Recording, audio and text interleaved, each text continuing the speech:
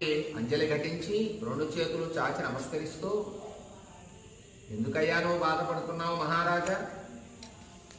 మనకెంత సైన్యం ఉందనుకున్నావు? నువ్వేమిటి, నువ్వు బాధపడటమేమిటి? రాజన్ పరిఘసుష్టి, ఓ రాజా మహారాజా, మనకి ఎంత సైన్యం ఉన్నది, శక్తులు, అలాగే పరిఘులు, వృష్టులు, పట్టిసములు, వీటితో నిండినటువంటి గొప్ప సైన్యం ఉన్నది మనకి. ఎవరు లంకలోకి రాలేరు. ఎందుకు నువ్వు దిగులు చెందుతున్నావు? మేము ఉన్నాం కదా అని రాక్షసులు రావణుడికి ధైర్యాన్ని చెబుతున్నారు.